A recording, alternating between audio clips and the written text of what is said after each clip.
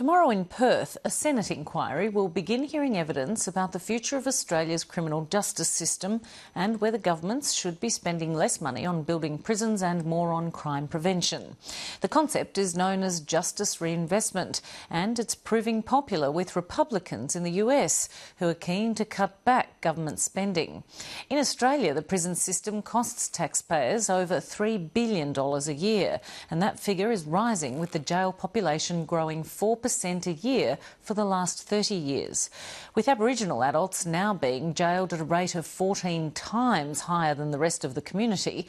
Indigenous leaders are joining the campaign to introduce a justice reinvestment approach to Australia's criminal justice system. Steve Kinane reports.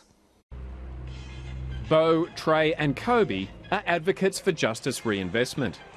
They're working on a film clip as part of the campaign to take taxpayers' dollars out of prisons and put it into crime prevention. I see my brothers locked up on the streets to survive, but every now and then it's getting harder to say bye. All three have friends or relatives who've been in jail. I have a brother that's locked up at the moment. You know, he's not around Christmas, even on his birthday sometimes. We had to celebrate it without him even at our own house, so. And on Christmas times, it's just not the same. We want to try and make sure that you get them, from the hips. Bo, Trey and Kobe say being involved in the Cool Kids Club, an early intervention program at La Perouse, has helped them avoid trouble. They just kept me away from all the bad trouble, I guess. I don't know, I just loved going out with the Cool Kids Club to go fishing, surfing. We even went on the camps up and down the coast and that. A program like the Cool Kids Club fits in really well with the justice reinvestment model because it looks at, justice reinvestment looks at identifying savings or creating savings in the prison budget, in the corrections budget, and reinvesting that into crime prevention strategies or diversionary programs. A key part of justice reinvestment is funding community-based initiatives to reduce crime. In Redfern, crime rates have dropped since Shane Phillips set up Clean Slate Without Prejudice, an early morning boxing program involving local police, young offenders and mentors. This is a pure example of justice reinvestment. We used to think police are the enemy and the police used to think we were the enemy, and there was so much distance between us. We broke that down by doing something simple. We exercise early in the morning at a time which is really, I suppose, only elite athletes will get up and do it. Police say there's been an 80% drop in robberies committed by Aboriginal youth in Redfern since this program started. And it's kept young men like Jacob out of jail. He got charged and convicted of an offence shoot with intent to cause grievous bodily harm, carries 25 years. Jacob went to court. I was asked to go to court, I was subpoenaed, I was asked whether he'd be suitable to be on the program. As Shane Phillips was, we agreed he was.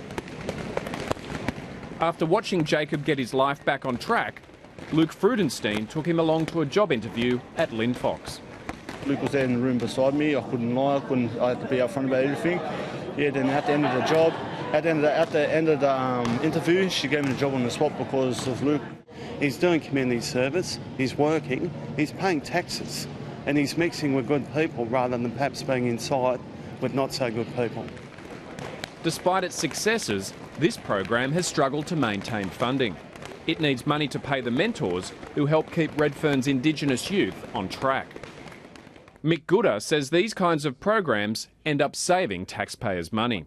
We did some sums around if Aboriginal people were represented in jail the same rate they're represented in the community, that is about 3%, there'd be savings like $600 million a year here. So there's also almost a fiscal imperative to look at things like justice reinvestment.